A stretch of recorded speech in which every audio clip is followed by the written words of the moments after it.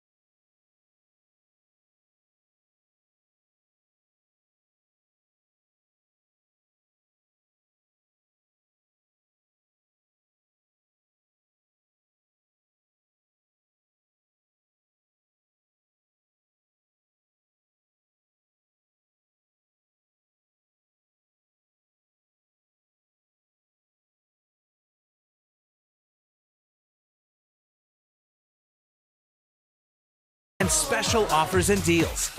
Don't miss out. Partner with our experts today.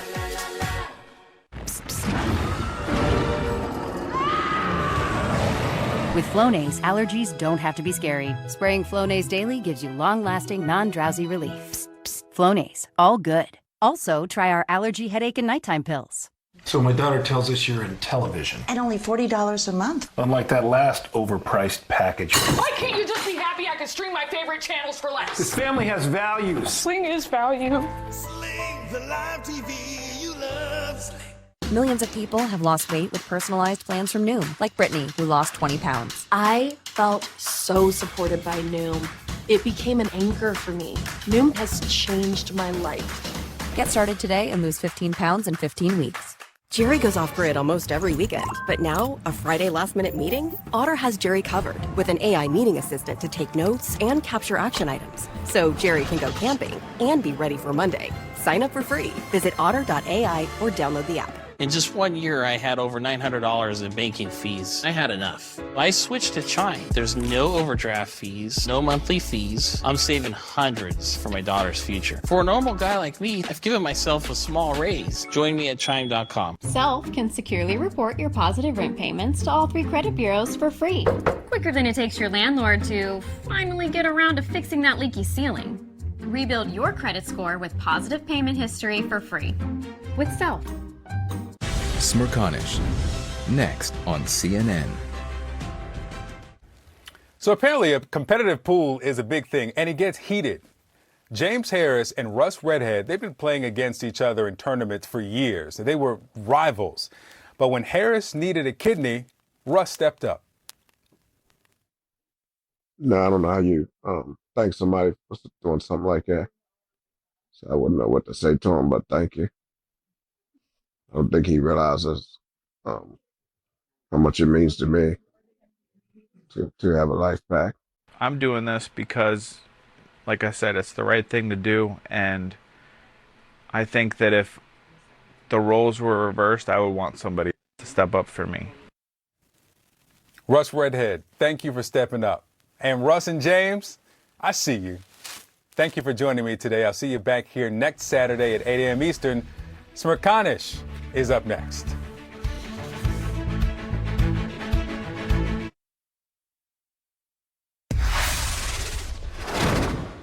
Two days until Trump trial, I'm Michael Smerconish in Philadelphia with this question. Do you have a state of mind that would preclude you from rendering an impartial verdict based upon evidence adduced at the trial of former President Donald Trump? Because that's the question that will be front and center on Monday when jury selection begins and Trump becomes the first former president to ever face criminal prosecution. Said differently, said more simplistically, can Trump get a fair trial in Manhattan? That's today's poll question at Smerconish.com. Here's what he said yesterday. You know, jury selection is largely luck. It depends who you get. It's very unfair that I'm having a trial there. Judge Juan Merchan from the New York Supreme Court has the difficult task of seating a fair and impartial jury. 12 jurors, 6 alternates in a Manhattan borough where Trump in 2020 received only 12.3% of the vote. In 2016, against Hillary Clinton, he got less than 10%. No wonder then that 500 or so prospective jurors will be summoned for consideration. Trump faces 34 counts of falsifying business records in connection with a hush money payment to a former adult film actress, Stormy Daniels. Jurors will have to determine whether the payment was a violation of state and federal election law, meaning that Trump paid the money for the purpose of silencing Daniels with an eye toward his re-election, or, as Trump will argue, was it made to spare his family from embarrassing disclosures irregardless of the election? 12 jurors must make that decision by a unanimous verdict. So how exactly does a jury get selected? Well, in this case, after answering 42 questions designed by the judge to elicit bias. It's a process that happens in civil and criminal courtrooms all across the country every day. It's called voir dire, or to speak the truth. O.J. Simpson's death this week reminded everybody about his trial, which of course was televised. The Simpson jury selection process, took 2 months. As Sarah Isker recently wrote in the Dispatch, to find 12 jurors, attorneys started with 250 people who were asked to fill out a 79-page, 294-question questionnaire. In Trump's case, despite the defendant, they won't be asked who they voted for previously or who they will vote for in the future, nor whether they think the 2020 election was stolen. They will be asked whether they belong to advocacy groups, what media they follow, whether they have any political, moral, intellectual, or religious beliefs that prevent them from following court instructions, if they've participated in activism for or against Trump politically, whether they've ever belonged to QAnon or Antifa, and perhaps most importantly, whether they can set aside anything they've heard previously and decide the case solely based on evidence presented at trial. On Friday, Trump's lawyers argued the jury questionnaire lacks a question to, quote, identify potential jurors who align with rival political parties that are not necessarily anti-Trump, but could still support a disqualifying bias that is worthy of follow-up inquiry by defense. The lawyers are asking that if the judge doesn't amend the questions, they be allowed to ask questions to explore any affiliations. The jurors will be given anonymity in a move normally reserved for cases involving the mafia or drug cartels. And in a letter to lawyers last week, Judge Merchan made it clear that any jurors or prospective jurors who want out will have their wishes honored. Based on his prior experience presiding over the case of the people of the state of New York versus the Trump Organization, the judge said that questioning every person who self-identifies that they cannot be fair or impartial or is otherwise unable to serve would be unnecessary, time-consuming, and of no benefit. So, how hard is it to seat a jury in Manhattan that will sit in judgment of Donald Trump? That's today's poll question. Go to smerconish.com and cast a ballot. Can Trump get a fair trial in Manhattan? My first guest knows something about this question. William J. Brennan is a veteran criminal defense attorney who, as co-counsel with Michael Van der Veen, represented the Trump Payroll Corporation in the 2022 criminal case in front of the same judge and in the same courtroom. Brennan conducted the voir dire in that case, and William J. Brennan joins me now. Bill, thank you for being here. What stands out from your jury selection process? Good morning, Michael. The biggest difference will be that in our case, same courtroom, same judge, same type of case, criminal. We had an entity, a corporate entity. Our client was the Trump Payroll Corporation. In this case, the former president of the United States will be in the courtroom. Huge difference. Were there circumstances, I'm sure there were, maybe you can share one with us, where you thought someone should have been removed for cause and Judge Merchan thought otherwise?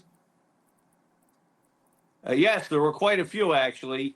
One comes to mind. We had a questionnaire. I don't think it was quite as long as this one that I saw in the current case, but I think questions 29 and 30 were something like, do you have strong opinions about the former president? And That was 29, and 30 was, if so, would they affect your ability to be fair? And we have one prospective juror, and I've been picking juries really since the late 80s, a long, long time. And, you think you have some intuitive skill set, develop them, but I saw a female juror, probably in her 40s, casually dressed. She had an Irish brogue. She worked at an Irish bar. Normally my type of juror in a criminal case. And she had checked off 29 and 30. And it was late in the day, and I asked her, I see you've checked these off. Would those strong feelings be positive or negative? And she says, I despise that man. And I guess I had just maybe was beat up from the long day. But I said, well, look, you don't have to sugarcoat it for me. Speak your mind. She said, I'll speak me mind. I hate him. And, I've never experienced that. And I looked at Judge Merchan, and, I just kind of assumed that he would meet my gaze and we would dismiss her. But Judge Merchan, who was a very smart and capable judge, and he ran a tight ship, he said, well, now, wait a minute. He said, if I told you what the law was and instructed you on the law, could you put those feelings aside and deliver a fair verdict? And she said, yes. And it's been my experience, and I suspect it was your experience when you're actively practicing law, that when a prospective juror is in the courtroom and there's the pomp and circumstance and the judge is in his or her black robe, most people do say yes. So he kept her for the next round, which really meant he was going to keep her. And we came up with a different strategy. She had a parental health issue she was dealing with, and we got her out that way. But, Michael, the problem was not that prospective juror. It was like rows of shark teeth. Once she went, there were 50 more behind her. So, we got rid of her and didn't have to use a preemptive let me ask you this. But they're difficult. Are you more concerned in voir dire when it's a Trump-affiliated corporation, or as it'll be Monday with the man himself? Are you more concerned representing him about the woman with the Irish brogue who says, I hate him, or the sleeper who's not telling you anything and not showing you where they're coming from? You just hit the nail on the head. That's, if she was obvious.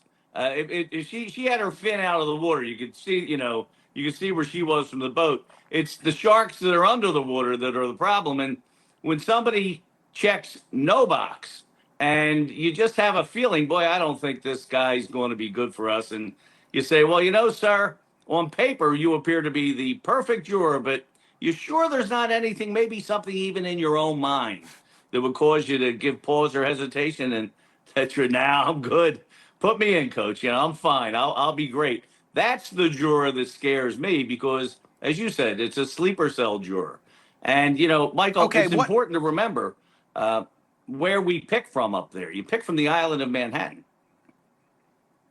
So what of the mindset that it only takes one? The rule of it only takes one. You're just looking for that one who could make sure there's not a unanimous verdict. Does that apply when it's Donald Trump or a Trump-related affiliate? I think that applies in any criminal case. Look, we go into every case that we decide to try with an eye towards winning. But a lot of times in criminal law, you play for the fumble. You need a unanimous jury of 12 in most jurisdictions to get a conviction. And if you get one juror as a holdout, that hung jury can really be a game changer. And I think it does apply, but I think it's tougher when the defendant, is this particular defendant, and it's just the island of Manhattan that provides the potential jury pool. Okay, Bill, you're uniquely qualified to address this subject. Like the whole world is wondering about the jury selection process in a Trump-related case. You did it in front of this judge and in the same courtroom. So what's your answer to my poll question today? Can Donald Trump get a fair trial in Manhattan?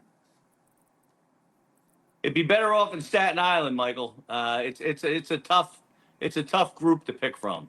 It's often said that his name, across the country, 50% feel one way and 50 another way. But it's been my experience, having gone through hundreds of prospective jurors, that on that island, it's not a 50-50 split. My experience only. William J. Brennan, thank you for the insight. Really appreciate it. Thank you, Michael. Remember, I want to know what you think. Go to my website at Smirkanish.